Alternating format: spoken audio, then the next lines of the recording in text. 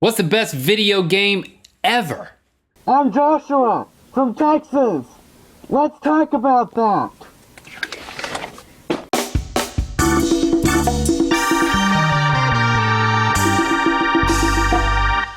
Good Mythical Morning. This episode is brought to you by the Rhett and Link Kommunity. That's where you, the mythical beast, can converse and create with other fans of this show and other things that we converse and create about. Last week we asked you, what's the best video game ever? And you voted by commenting. We make it easy here on Good Mythical Morning. It's the give and take I was trying to go on and on about earlier. You give us votes, and then we take them and compile them, and then we give you back what you voted on. You know, we got lots of opinions. Space Invaders, Minecraft, Halo, Skyrim, Pong. I think that's one of the first video games ever. If not the first ever. I've never seen it or played it. Oh, I'm a big fan. Is that the one with just the ball and the two things? The ball and the two things is the perfect way to describe it. Portal. They should have called it that. The one ball and the two things. Portal, I saw that in the comments a lot. I never played that, but apparently it's a very popular game. Many people have played it. Well, as you'll soon learn, never playing that actually means nothing. Means nothing. The overwhelming cry from the comments is that the best video game ever is Legend of Zelda Ocarina of Time. I mean, no one was even close.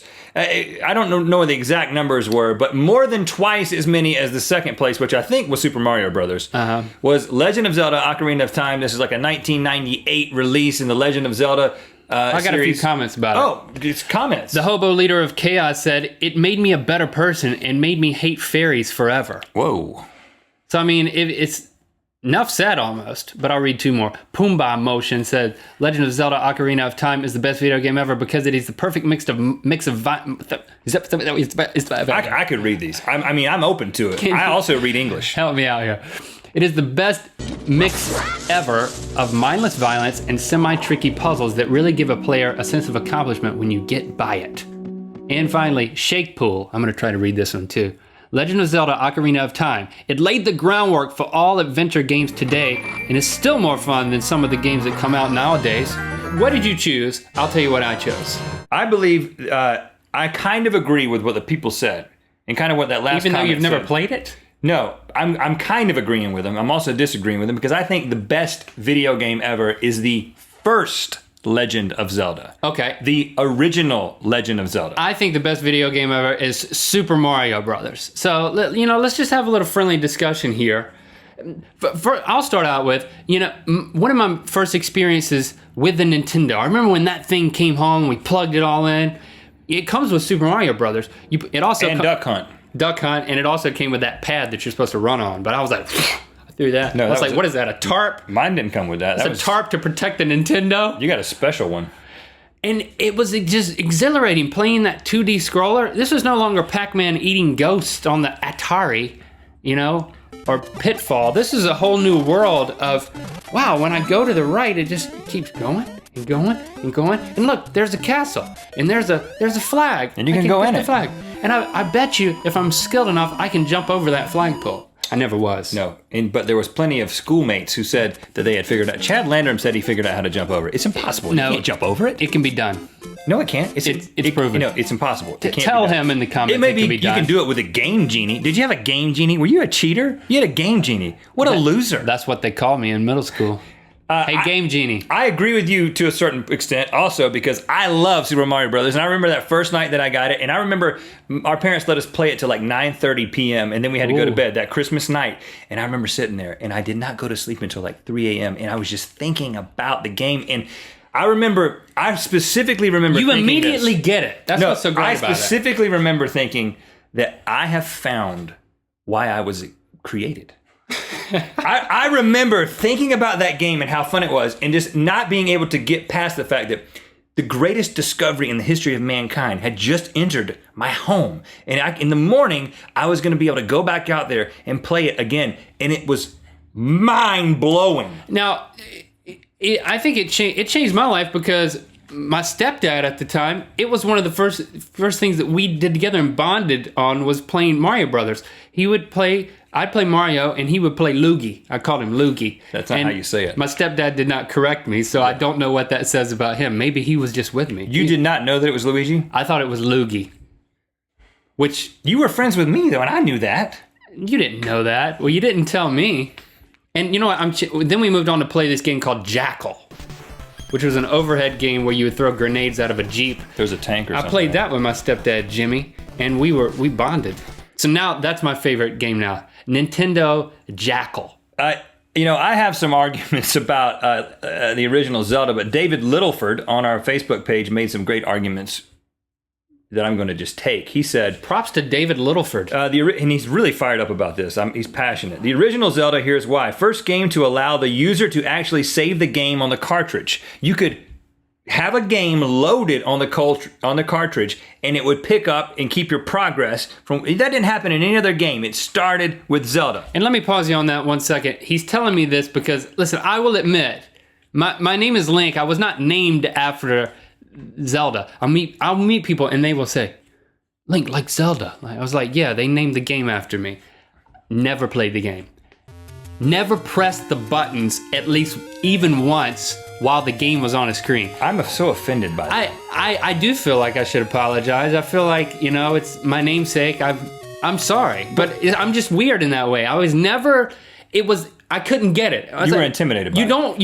You don't break bricks. You don't eat mushrooms. You don't get larger or eat flowers and spit fire. I don't get it. I think you were intimidated by the challenge. It was overhead and it seemed boring.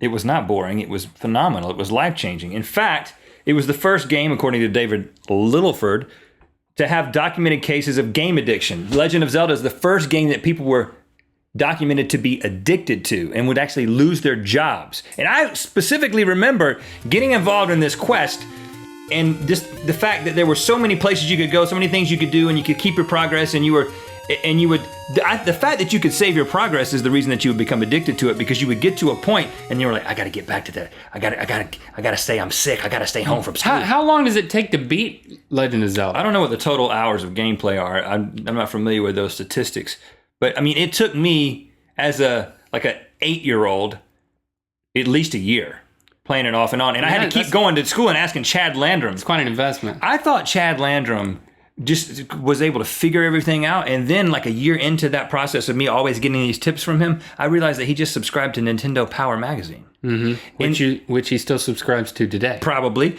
You can beat Super Mario Brothers in about 5 minutes if you're a professional. Oh, not easy. No, that's the record. I beat Super Mario Brothers in less than 20 minutes the last time I played it on the Wii. I'll be honest. I've never beaten Super Mario Brothers. I've never beaten it. How could you not? I just can't. I can't stick around. No, listen. There's flags. There's a maze at the end. At level 5-1 or 5-2, whatever it is. There's a maze. No. Get the unlimited men. You know when you jump on the turtle? I couldn't do that either. You don't know how to get the unlimited men? I was an only child, and I didn't have close enough friends to show me how to do it. I could come over tonight and show you how to do it. Well, it's too late now. I don't really care for it. But here's the other thing.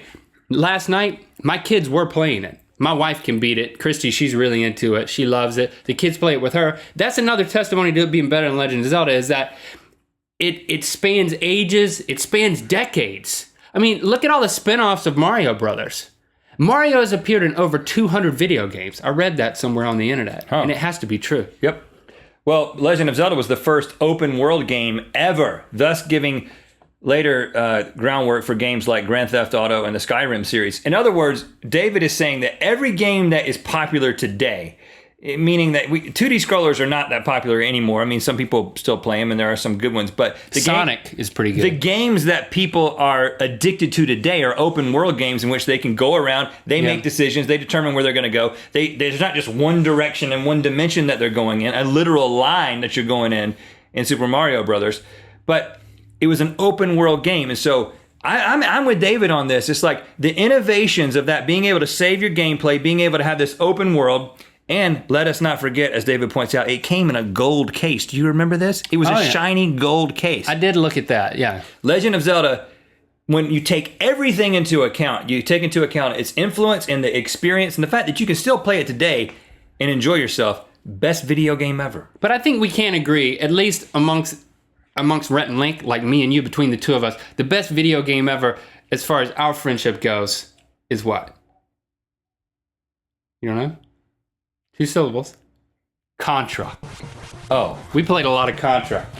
Our friendship was built on Contra. and Which I never beat that either. even with the cheat, No, it only gave you 30 men. you're just bad at video games. I was at your house playing it, and we never beat it. I beat it by myself. I didn't want you to be there when I beat it.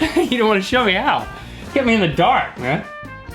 Shout out to the Principality of Sealand is how we're ending this episode. The Principality of Sealand is an island nation that is on a formal naval base of the British Army. All right, without boring them with more details, just get ready. And I will say, leave a comment below. Next week, we're going to talk about what is the best television theme song ever.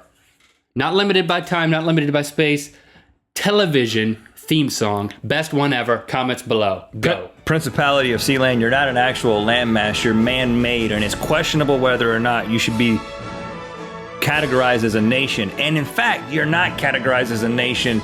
There was an old crazy man who occupied you at some point and declared you to be a Principality of Sealand. And for that, even though it's illegitimate on every level possible, is one of the coolest things ever, because you, my friend, and the people who still live there to this day, I don't know if anybody still lives there, have declared a nation just out of a platform in the middle of the ocean, and that's something that all of us could strive to do. Jackal. I think I'm going to go back to Jackal. We have separate wives and separate showers. So I'm to know. glad Thank you you for asked.